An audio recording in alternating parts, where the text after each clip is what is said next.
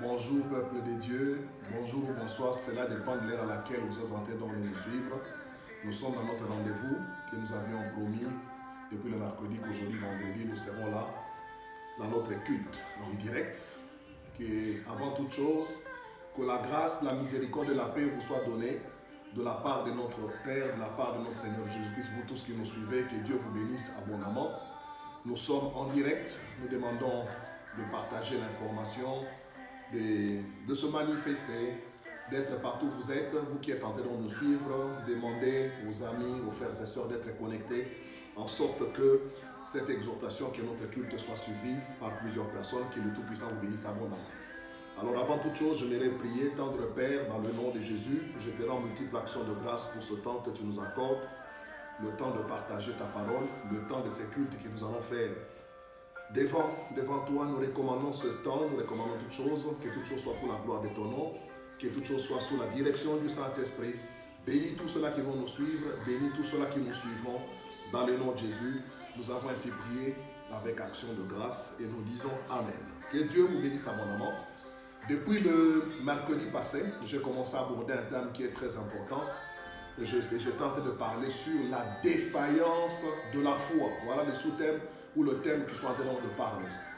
Encore une fois de plus ce soir, je vais continuer avec ce même thème, la défaillance de la foi, deuxième partie. Alléluia. Que le Tout-Puissant vous bénisse, que le Tout-Puissant vous bénisse, au nom de Jésus-Christ. Nous avons toujours notre texte de base. Le texte de base, nous le tirons toujours dans le livre de Luc, chapitre 22, le verset 31 jusqu'à 32. Le Seigneur dit, Simon, Simon, Satan vous a réclamé pour vous cribler comme le froment. J'ai prié pour toi afin que ta foi ne défaille point et que toi, quand tu seras converti, affermis tes frères. Ça, c'est la version Louis II. Une autre version dit, le Seigneur dit, Simon, Simon, Satan vous a réclamé pour vous cribler comme le froment. J'ai prié pour toi afin que ta foi ne disparaisse pas tout à fait. Et quand tu seras revenu, affermis tes frères. Le Seigneur dit à Pierre, Satan vous a réclamé pour vous cribler comme le froment, mais moi j'ai prié pour toi afin que ta foi ne défaille point. Donc vous comprenez, bien-aimés, que la foi d'une personne peut défaillir. On parle de la défaillance de la foi. Et celui à qui le Seigneur est en train de s'adresser n'est pas n'importe qui. On parle à Pierre. J'ai prié pour toi pour que ta foi ne défaille pas. Ne défaille point. Pierre n'est pas n'importe qui. Si nous voulons rappeler un tout petit peu le personnage de Pierre, il était là, donc aux premières heures du ministère de Jésus-Christ sur la terre. L'apôtre Pierre a assisté à tous les enseignements de Jésus-Christ. L'apôtre Pierre, je peux dire, il a entendu tous les enseignements de Jésus. Il a vu aussi beaucoup de choses avec le Seigneur Jésus-Christ. Donc l'apôtre Pierre n'est pas le moindre. La Bible dit dans le livre des Romains que la foi vient de ce qu'on entend. Et ce qu'on entend, la parole de Dieu. Donc, l'apôtre Pierre, il a entendu la parole de Dieu. Il entendait la parole de Dieu. Il a eu la grâce que toi et moi, toi qui me suis, nous n'avons pas eu. Nous entendons la parole de Dieu. Mais Pierre a entendu, il a vu les choses que Jésus faisait en live. Il a vu clairement le miracle de Jésus. Pierre a assisté à la résurrection de Lazare. Pierre a assisté lorsque Jésus multipliait les pains, lorsque Jésus ressuscitait les morts, lorsque Jésus chassait les démons, lorsque Jésus guérissait les malades. Pierre était à la montagne. Lorsque Jésus était en train de prier, la Bible dit pendant qu'il priait, son visage changea, il y a eu transfiguration. Pierre a assisté à la transfiguration. Il a vu, il a entendu tous les enseignements de Jésus. Il a entendu toutes les explications des paraboles, parce que Jésus parlait beaucoup en paraboles, mais en privé, lorsque les disciples pouvaient lui poser la question, il pouvait répondre. Mais regardez un homme de la trempe de Pierre. Mais Jésus dit, j'ai prié pour toi, afin que ta foi ne puisse pas défaillir. Bien-aimé, la foi d'une personne peut défaillir. Et nous sommes en train de parler sur la défaillance de la foi. Alléluia. La défaillance de la foi. Nous sommes en train de parler sur la défaillance de la foi. C'est pourquoi, bien-aimés dans le Seigneur, ne négligez pas ce thème. Vous savez, beaucoup d'enfants de Dieu ont la notion de la surestimation. Beaucoup se surestiment. La Bible dit, n'ayez pas une haute opinion de vous-même. Il y a beaucoup d'enfants de Dieu dans la vie normale, ils ont une haute opinion d'eux-mêmes. Lorsque nous sommes en train de parler sur la défaillance de la foi, une autre personne peut dire, moi, ma foi ne peut pas défaillir. Mais la Bible dit, le Seigneur dit à Pierre, j'ai prié pour toi pour que ta foi ne défaille pas. Lorsque vous lisez le même verset, le verset qui suit là, Pierre a dit à Jésus, j'irai avec toi, même à la prison, même jusqu'à la mort. Mais le Seigneur lui a dit, toi tu me réuniras. La même personne qui promettait Jésus, que je serai avec toi jusqu'à en prison, jusqu'à la mort, il a réuni Jésus 3 fois. C'est pour cette raison, c'est très important. C'est que nous sommes en train de parler ce soir sur la défaillance de la foi. Voilà pourquoi ce soir, nous continuons toujours avec cet enseignement sur la défaillance de la foi. J'aimerais parler un tout petit peu sur la défaillance. La deuxième des choses, je vous parlerai d'une illustration d'un homme pas le moindre. Un homme dont la foi a failli. Alléluia. Un homme dont la foi a failli. Et je parlerai troisièmement, quelles sont les causes qui peuvent nous amener ou qui peuvent amener la foi d'une personne à défaillir.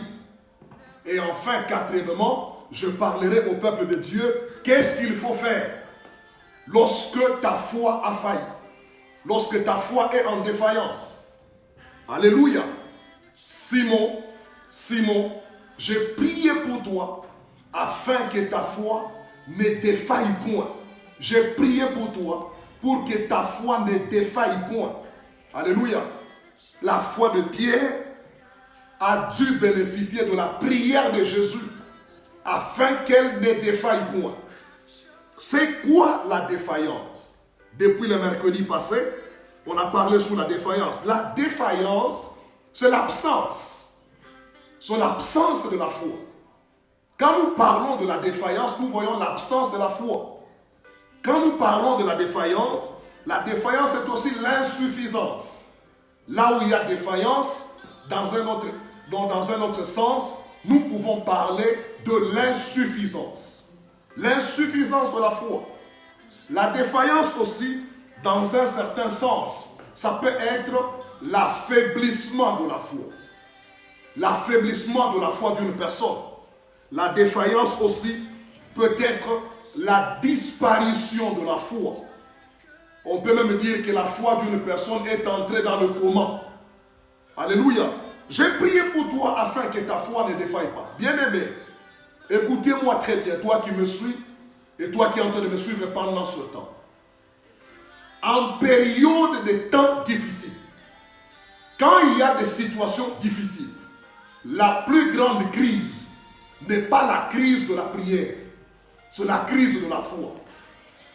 Quand les choses ne marchent pas, quand les choses n'évoluent pas, vous allez voir que la plus grande crise qui se manifeste d'une manière générale dans les moments difficiles, c'est la crise de la foi. Alléluia. Quand les choses ne marchent pas, vous verrez que d'une manière générale, la plus grande crise qui se manifeste souvent d'une manière générale, quand les choses n'évoluent pas, c'est la crise de la foi.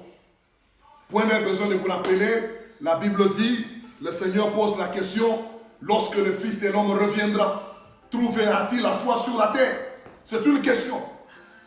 Lorsque le Seigneur reviendra, est-ce qu'il trouvera la foi?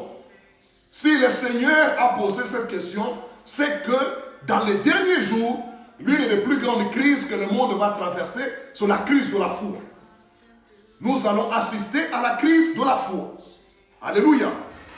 Vous avez besoin encore de vous vous rappelez lorsque le Seigneur Jésus avait dit à ses disciples, allons de l'autre bord, traversons de l'autre côté. traversons le Jourdain, traversons cette rivière, allons de l'autre côté de la rive. Pendant qu'ils étaient dans la barque, ils se sont mis à traverser. La Bible dit qu'une tempête s'est levée. Jésus dormait dans la barque. Pendant que Jésus dormait dans la barque, quand la tempête s'est levée, vous allez voir que là, quelle est la première crise qui s'est manifestée? C'est la crise de la foi. C'est la crise de la foi. C'est ainsi que lorsqu'on va réveiller Jésus par ses disciples pour lui dire, Maître, ne t'inquiètes-tu pas de ce que nous sommes en train de périr? Jésus s'est levé, il a dit silence à la tempête, mais la première question que le Seigneur leur a posée, où est votre foi? C'est que même les disciples, ceux-là qui écoutaient des prédications, ceux-là qui écoutaient les enseignements de Jésus, ceux-là qui vivaient les miracles, toi et moi nous entendons, nous avons seulement entendu, eux ont entendu et ont vu, à tel enseigne qu'eux disent, l'évangile que nous vous annonçons, ce sont des choses que nos yeux ont vues. Donc Pierre a vu des choses. Jacques, Jean, ils ont vu des choses. Mais regardez dans une tempête. Quand la tempête s'est levée, le Seigneur a posé la question. Où est votre foi? Le monde est en train de traverser une très grande crise. Et nous sommes en train de vivre une crise sans précédent. Et là, en cette période, s'il y a quelque chose qui manque aux enfants de Dieu, c'est la foi. C'est la crise de la foi. Nous sommes en train d'assister à une défaillance de la foi. Parce qu'en période difficile, dans le temps difficile, la plus grande crise que nous pouvons vivre ou que les enfants de Dieu peuvent vivre, c'est la crise de la foi. Il est vrai que nous assistons de part et d'autre les appels à la prière. C'est une bonne chose. Nous sensibilisons les gens à prier, c'est une bonne chose. Même toi qui me suis, je t'encourage à prier. Mais retenez une chose. La Bible dit dans le livre de Matthieu chapitre 21, le verset 22, que tout ce que vous demanderez avec foi par la prière, vous le recevrez. C'est que le problème, ce n'est pas seulement de prier, mais toi qui vas te mettre à prier, est-ce que tu pries avec la foi? Est-ce que tu pries avec la foi? Bien-aimés dans le Seigneur, nous assistons à une crise de la foi, à une défaillance de la foi. Toi qui pries, toi qui me suis, est-ce que tu pries avec foi? Est-ce que tu as la foi? Est-ce qu'en toi il y a encore la foi? Alléluia. Est-ce que tu y es dans la foi? Est-ce que tu pries avec foi? Et lorsque nous sommes en train de parler de la défaillance de la foi, il ne faut pas négliger, mon frère. Ne néglige pas ce que nous sommes en train de parler, ma soeur.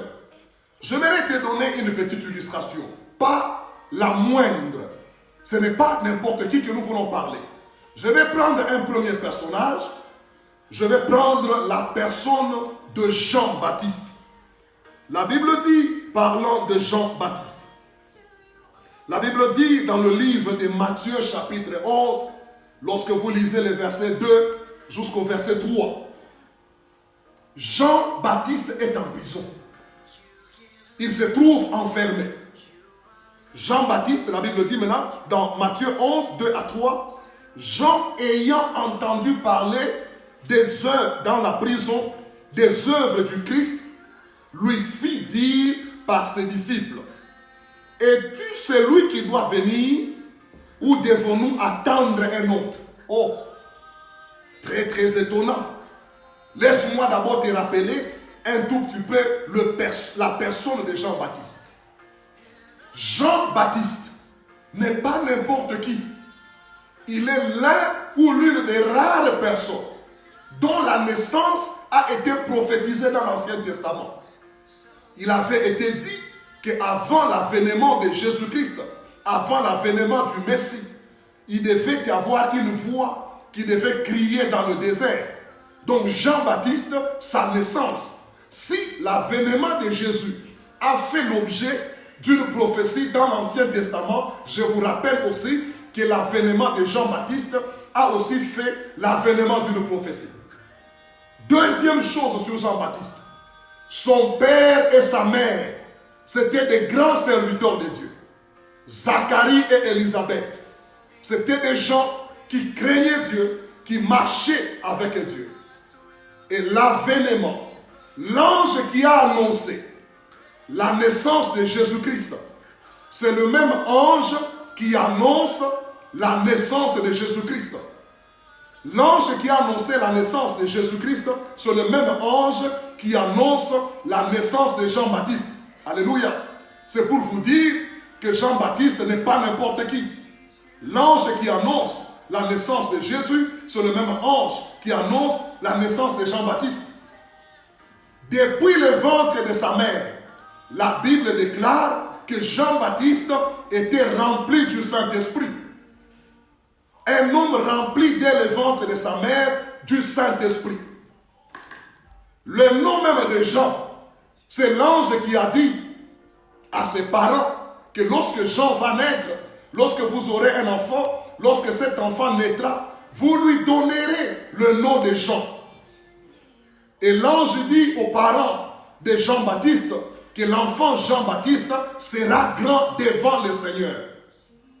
Un grand homme. Alléluia. Jean-Baptiste est venu au monde. D'abord, prophétisé depuis l'Ancien Testament, annoncé par un ange. Le même ange est revenu pour annoncer à Marie sa naissance. Et vous voyez que Jean-Baptiste, quand il est venu, il a commencé à exercer son ministère. Il est celui qui a dit, parlant de Jésus, lorsqu'il voulait baptiser Jésus, il a dit, Dieu m'a dit, celui sur qui tu verras que le Saint-Esprit, que l'Esprit est en train de descendre sous la forme d'une colombe, c'est lui-là, c'est lui le Fils de Dieu. C'est lui la personne. Donc Jean a eu tous les signes parlant de la personne de Jésus-Christ. Et lorsque Jésus passait, Jean pouvait dire, voici l'agneau, voici l'agneau, voici l'agneau, l'agneau de Dieu qui ôte le péché du monde.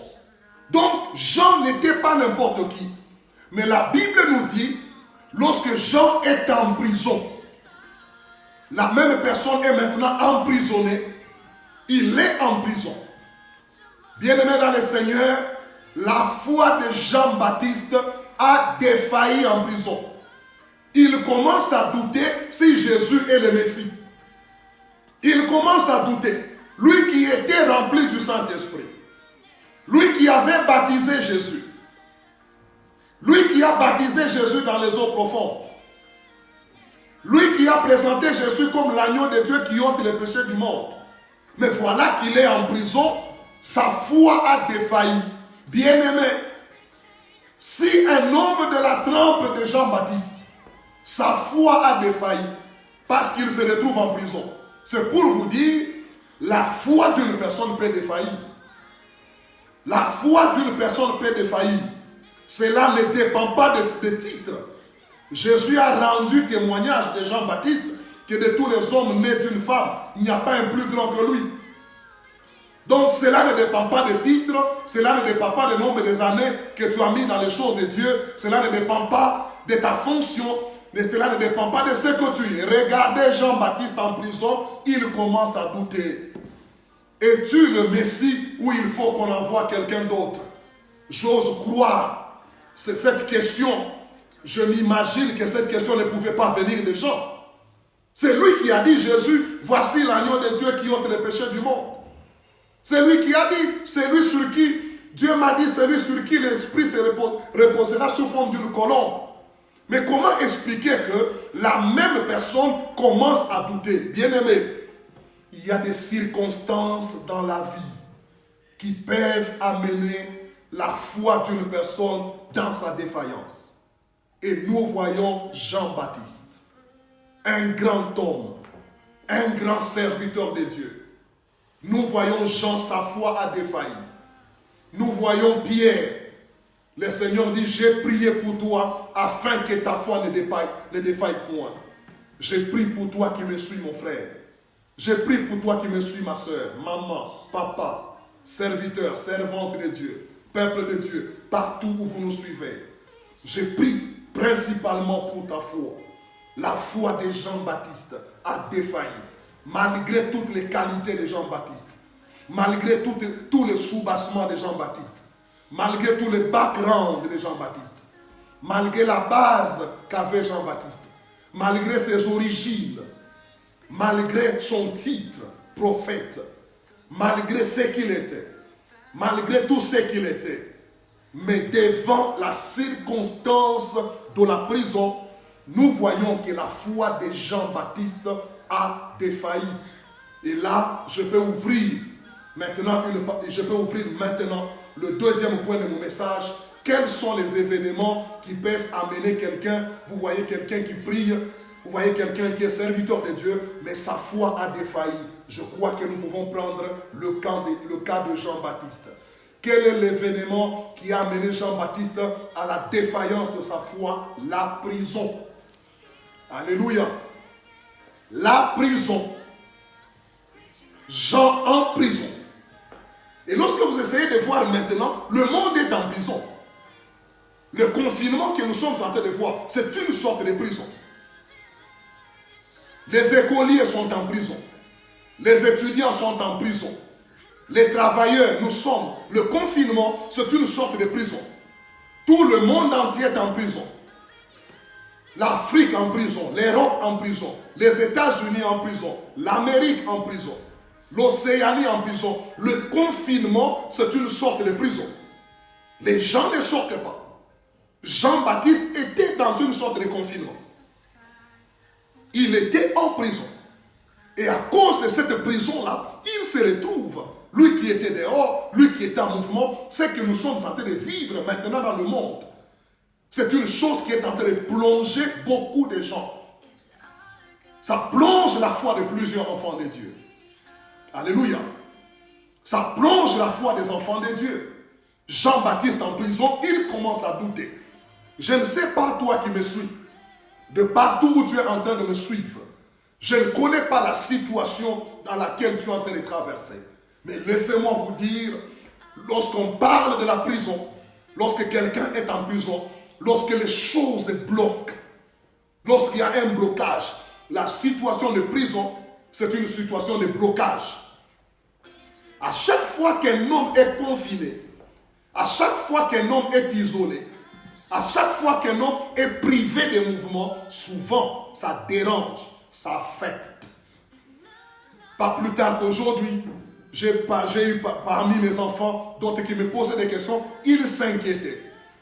Cette situation aussi de confinement mondial, papa, ça va prendre combien de temps? Ça va prendre combien de jours?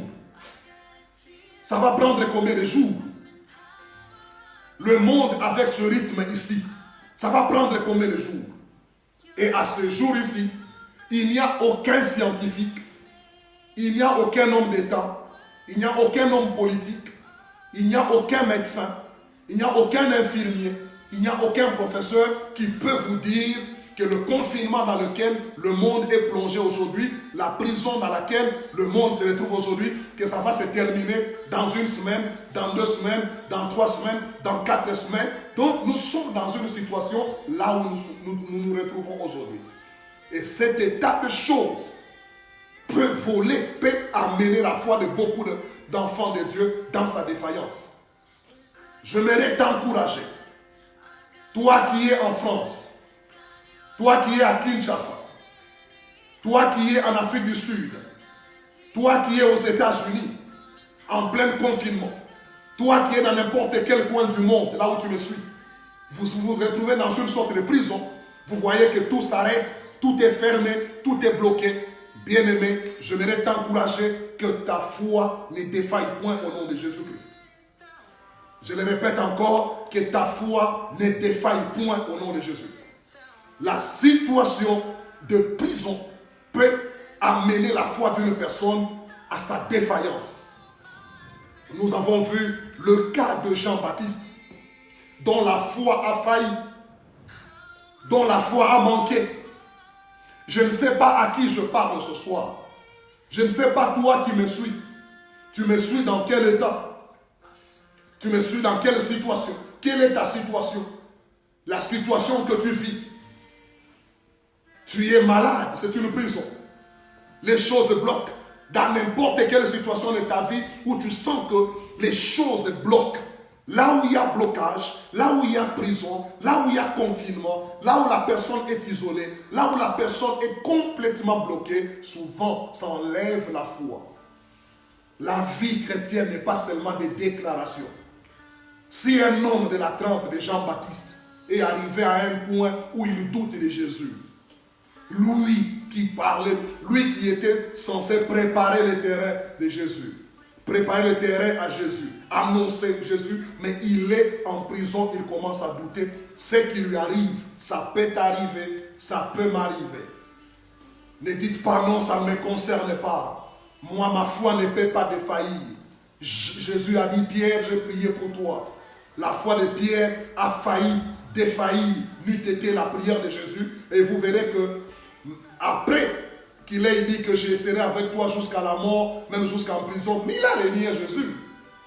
Donc Jésus voyait que les événements qui allaient venir pouvaient amener Pierre à la défaillance totale de sa foi. Et c'est la prière de Jésus qui l'a aidé, qui l'a soutenu. J'ai prié pour ta foi pendant ce temps. Parce que on nous appelle, nous sommes appelés à prier. Nous sommes appelés à intercéder, mais on ne va pas prier pour prier. Il faut prier avec la foi. Il faut prier dans la foi. Il faut prier avec la foi. Ayez la foi. Alléluia. Ayons la foi. Cette situation que nous sommes en train de vivre, la situation de la pandémie, coronavirus, a vraiment vidé la foi de beaucoup d'enfants de Dieu. A enlevé certaines personnes dans la foi. Alléluia. C'est pourquoi ce soir, j'aimerais t'encourager, j'aimerais te fortifier dans la foi, parce que la Bible dit, tout ce que vous demanderez avec foi, par la prière, vous le recevrez. La Bible dit, prenez le bouclier de la foi. La foi est un bouclier. Prenez par-dessus tout. Si la Bible dit, prenez par-dessus tout, qu'est-ce que cela veut dire? Tout ce que tu peux prendre maintenant, tout ce que tu peux faire maintenant, sans le bouclier de la foi, tu ne vas pas éteindre les traits enflammés du malin. Tu peux prier, mais si tu pries sans la foi, tu ne fais rien. Tu peux adorer, tu peux chanter, mais si tu adores ou tu chantes sans la foi, tu ne fais rien. Tu peux même t'élever dans des déclarations. Je déclare, je confesse, je proclame. Si tu confesses et tu proclames sans la foi, tu ne feras rien. La Bible dit, nous n'avons pas lutté contre le sang et la chair, nous luttons contre les dominations, contre les principautés, contre les esprits méchants qui sont dans les lieux célestes. C'est pourquoi prenez toutes les armes de Dieu. Et quand on commence à citer toutes les armes, la Bible dit, prenez par-dessus tout. Cela veut dire, après avoir pris toutes les armes, ne manquez pas ce bouclier. La foi est un bouclier, sans lequel tu ne vas pas vaincre le malin. Coronavirus ne sera pas vaincu spirituellement juste par des déclarations. Ne sera pas vaincu spirituellement juste par des rêves. Ne sera pas vaincu seulement par des prières sans la foi. Non, on a besoin de la foi. Alléluia. C'est la foi qui peut nous permettre de vaincre cette pandémie sur le plan spirituel, alors que les scientifiques, alors que les médecins se battent sur le plan médical. Et nous aussi, en tant qu'hommes de Dieu, nous avons la vision spirituelle des choses. Nous comprenons que la bataille, le combat est dans la sphère spirituelle. La sphère matérielle ou naturelle n'est qu'une conséquence. Alléluia. Pour terminer mon exhortation de ce soir, j'aimerais parler qu'est-ce qu'il faut faire. Que faire, toi qui me suis? Toi qui es là-bas, là où tu es, je ne sais pas quelle est ta situation. Je ne sais pas ce que tu es en train de vivre. Mais toi dont la foi a failli. Toi dont la foi a défailli. Toi dont la foi a faibli. Toi dont la foi a diminué. Toi dont la foi n'est plus. Toi qui manques la foi. Qu'est-ce que tu dois faire? Alléluia. Qu'est-ce que tu es censé faire? Bien-aimé dans le Seigneur, parmi des choses que tu es censé faire pendant ce temps ici, toi qui es en train de me suivre, la première des choses, c'est ce que j'ai dit le mercredi, la prière pour sa foi. Toi qui entres en prière, toi à qui on demande la prière, tu dois d'abord prier pour ta foi. Je prie d'abord pour ta foi. On peut prier pour la foi. Cela veut dire quoi? La foi devient un sujet de prière. J'ai prié pour ma foi. J'ai prié pour la foi de tous ceux-là qui me suivent. J'ai prié pour la foi de tous ceux-là qui me suivent dans le monde. J'ai pris la foi de tous ceux qui prient pour cette pandémie, pour ceux qui intercèdent dans le monde. J'ai prié pour la foi de tous ceux qui passent des moments difficiles. Vous savez bien aimé, même pendant que nous parlons de cette pandémie, souvent, et quand vous suivez beaucoup de gens, l'analyse est seulement dans un seul angle.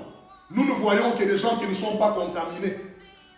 Mais pendant que je vous parle, on parle maintenant, le monde est tenté de totaliser 480 000 contaminés. 480 000 ou 490 000, nous avoisinons déjà 500 000 contaminés dans le monde. 500 000 contaminés dans le monde. Je m'irai prier pour tous ceux-là qui sont contaminés dans le monde. Parce que souvent, quand on est en train de parler de combattre ces virus, les gens ne voient que les choses dans un angle. Pour nous qui ne sommes pas encore, pour nous qui ne sommes pas contaminés. Mais ceux qui sont contaminés. Plus de 500 000 personnes, nous prions pour leur foi. On doit prier pour leur foi. Parce qu'on les a dit que coronavirus c'est la mort. Coronavirus égale la mort. Il y a des contaminés à Kinshasa. Comme on nous a dit, au-delà d'une cinquantaine de personnes contaminées. Il y a des contaminés en Afrique du Sud. Il y a des contaminés en Europe, en Asie. Il y a des contaminés partout. Nous devons prier pour leur foi. Même nous qui ne sommes pas contaminés, on doit prier pour notre foi. On doit prier pour la foi de tout le monde. C'est très important. Pendant ce temps, on a besoin de prier pour la foi de ceux qui ne sont pas contaminés. La foi de ceux qui sont contaminés. Parce que dans leur vie, dans leur vécu, je ne sais pas si tu peux mettre dans la peau d'une personne pendant que je parle qui est déjà contaminée. Je ne sais pas si tu peux te mettre à la place d'une famille qui a déjà appris que l'un de leurs membres, l'un de leurs est déjà contaminé. Une personne qui est contaminée pendant ce temps ici, c'est une personne que tout le monde est en train de fuir. Que tout le monde a mis en quarantaine. Que tout le monde ne veut plus parler avec. Que tout le monde ne veut plus même parler, s'entretenir avec. Il est isolé. Et parmi les facteurs qui peuvent amener la mort d'une personne, il y a l'isolement. La personne se sent seule. Nous devons prier pour leur foi. Ils sont très nombreux dans le monde. Et dans le nom de Jésus, nous prions pour la foi de tous ces contaminés-là. Parce que quand ils voient des informations, on dit il y a 700 morts en France dans 24 heures. Quand ils voient une telle maladie, pour lui, coronavirus égale la mort. Or, il peut guérir. Il peut guérir. Toi qui es contaminé, tu peux guérir. Toi qui n'es pas contaminé, par la foi, Dieu peut t'épargner aussi. Dieu peut t'épargner. Je prie pour toi qui n'es pas contaminé, que Dieu t'épargne. Que Dieu épargne ta famille. Que Dieu épargne notre vie de Lubumbashi. Que Dieu épargne Kinshasa.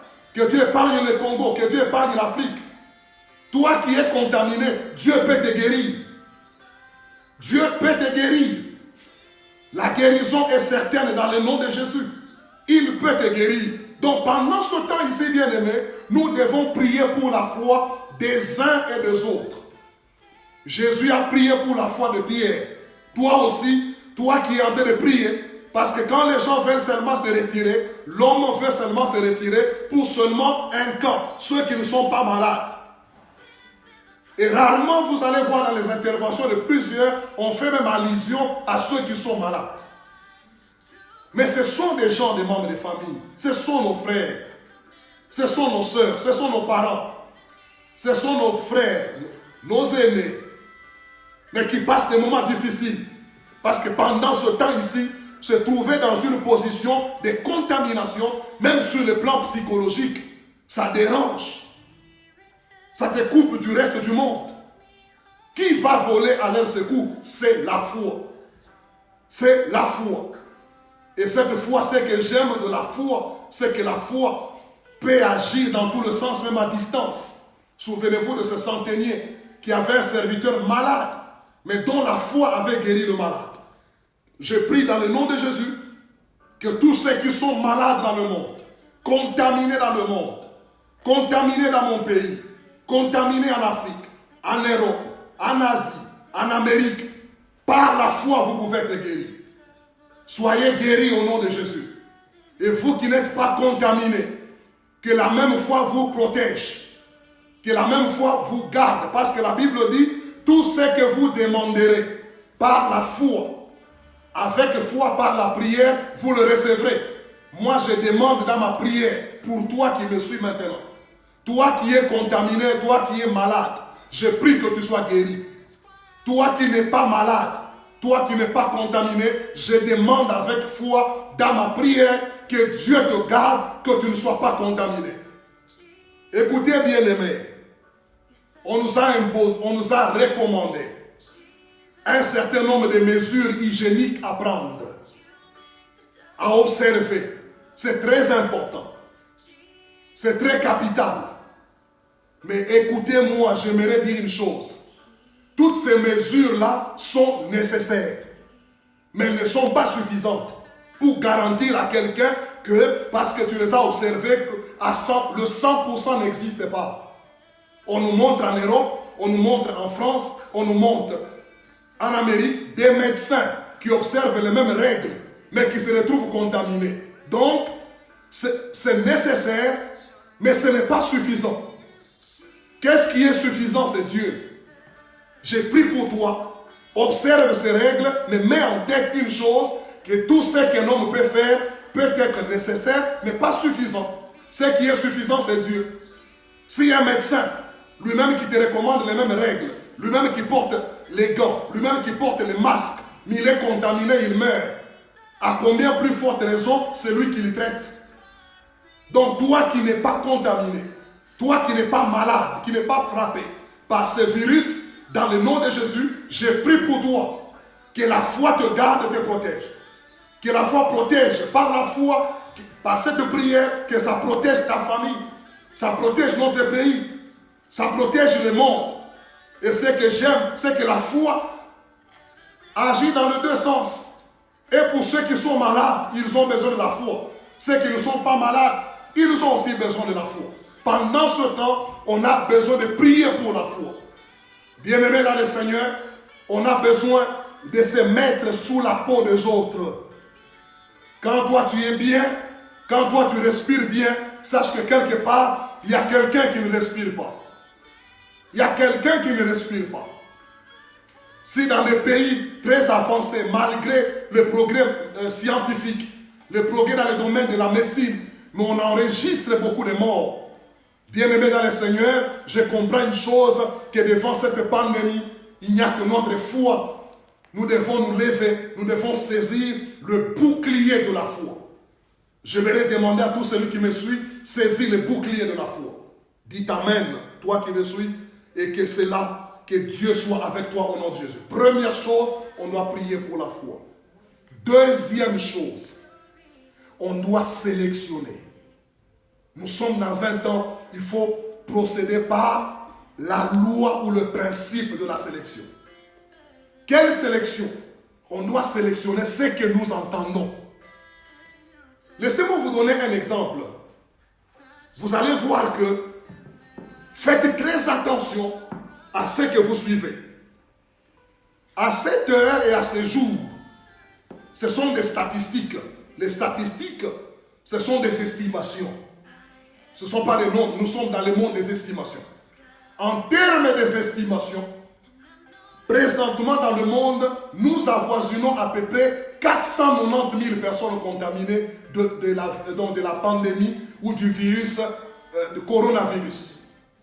Parmi les 490 000 personnes, d'après les statistiques aujourd'hui, on nous dit qu'il y a à peu près 21 000.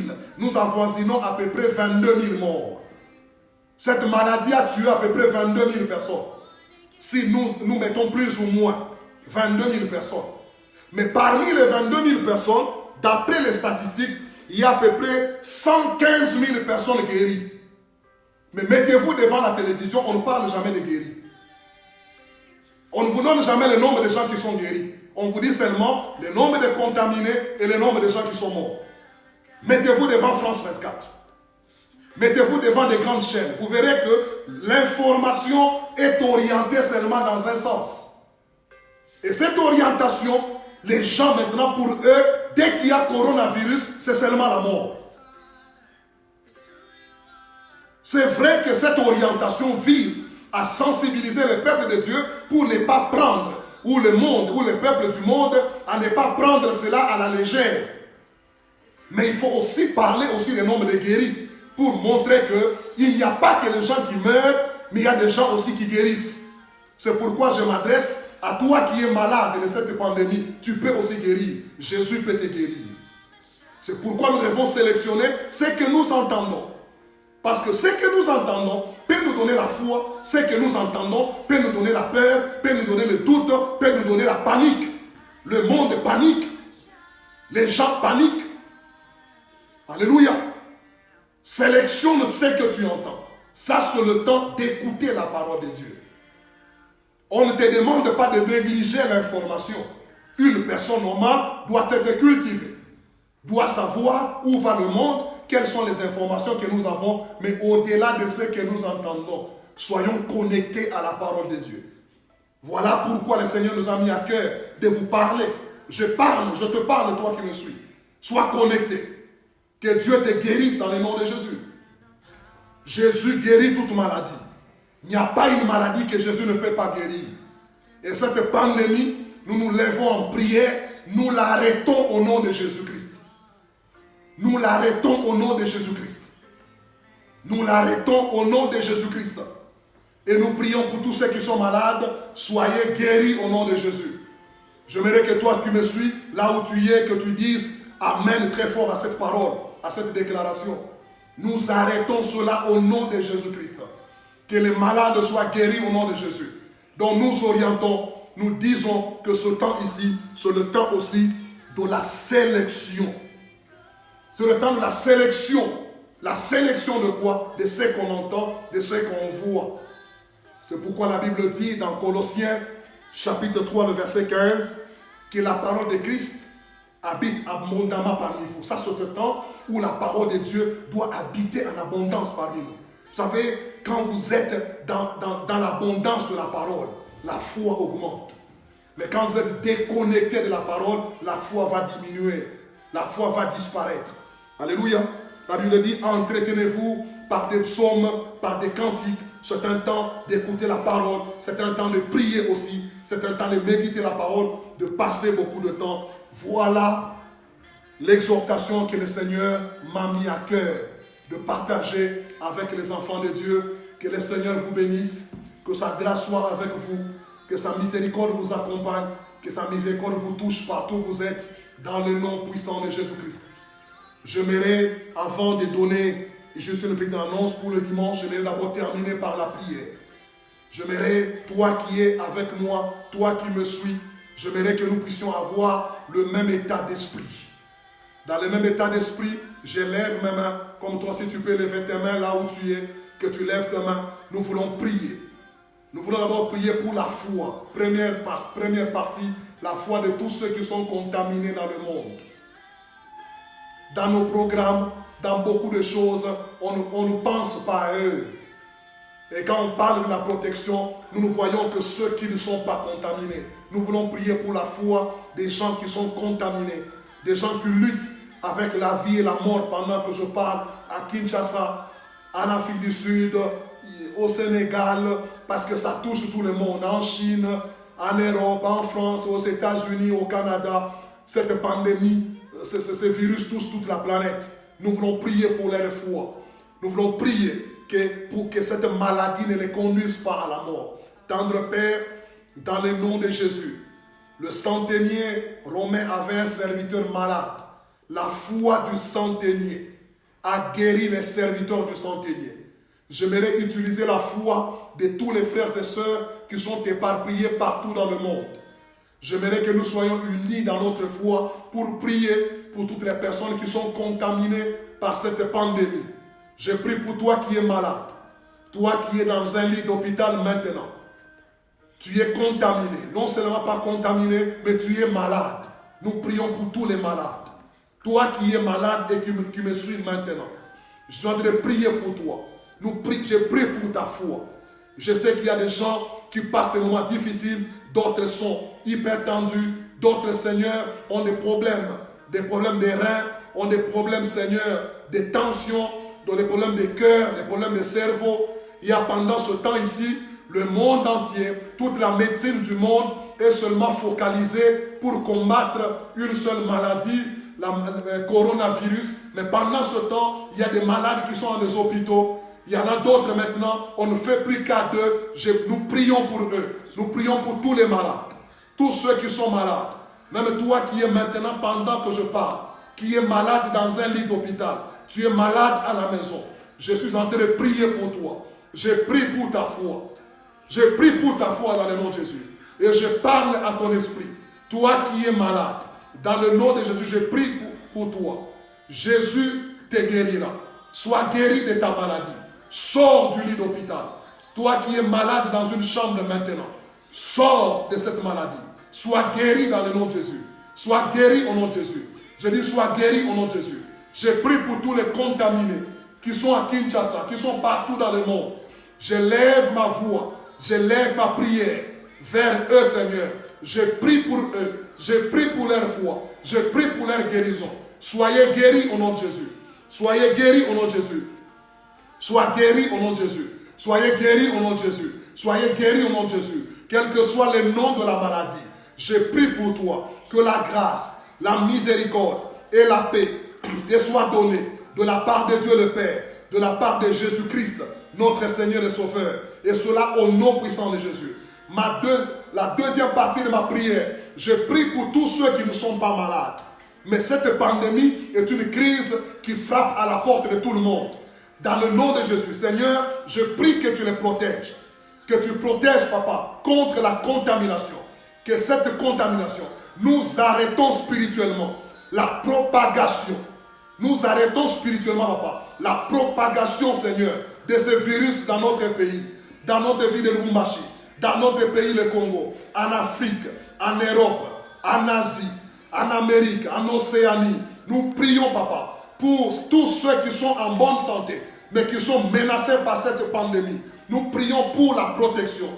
N'est-ce pas toi qui nous as dit, dans Matthieu 21, 22, que tout ce que vous demanderez, avec foi par la prière, vous le recevrez. Nous demandons, Seigneur, avec foi dans notre prière, dans le nom de Jésus-Christ, nous te demandons une bonne santé. Nous te demandons de garder, de protéger la santé, de protéger, Papa. Nous te demandons l'arrêt de la propagation, l'arrêt de la contamination mondiale, de la contamination locale, de la contamination nationale, de la contamination internationale, de la contamination, Seigneur, des quartiers, de la contamination communautaire, de la contamination dans les maisons, de la contamination dans les villes. Nous prions, Papa, nous arrêtons spirituellement la contamination dans le nom de Jésus. Nous arrêtons cela au nom puissant de Jésus, au nom puissant de Jésus, au nom puissant de Jésus, au nom puissant de Jésus. Tendre Père, ma troisième partie de la prière, ma prière est dirigée vers tous ceux qui passent des moments difficiles. Il y en a, Seigneur, qui sont confinés dans des villes, dans des pays, mais qui n'ont ni moyens. Ils n'ont pas la nourriture. Il y a d'autres personnes qui sont confinées. Ils ont la provision de manger même pendant 1 mois, pendant 2 mois, pendant 3 mois. Mais pendant que je parle, comme le monde est aux arrêts, les sociétés ferment, les activités ne marchent pas, le commerce mondial est aux arrêts, le commerce national est aux arrêts. Il y a plusieurs qui ont perdu du travail. Ce qui fait qu'il y a des gens qui passent des moments difficiles. D'autres n'ont pas de nourriture. D'autres n'ont pas de moyens. Il y en a, Seigneur, qui ne travaillent pas. Il y en a des gens à qui on a demandé de rentrer dans les maisons. Mais Seigneur, aujourd'hui, nous sommes le 27. Dans 3 jours, dans 4 jours, c'est la fin du mois. Ils doivent payer des loyers.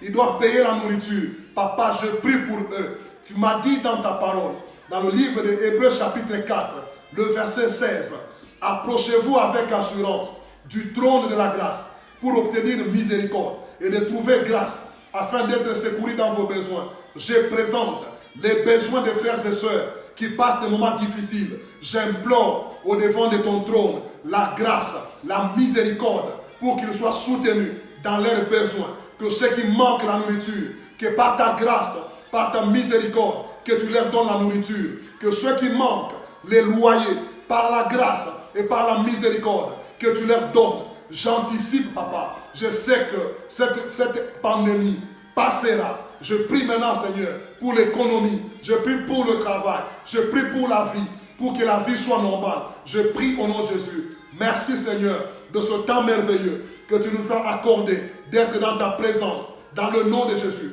je bénis tout celui qui me suit pendant ce temps. Je prie pour toi qui me suis, que la grâce, la miséricorde et la paix te soient données de la part de Dieu le Père, de la part de Jésus-Christ notre Seigneur. Oui, que le bonheur et la grâce vous accompagnent, vous tous qui me suivez pendant ce temps.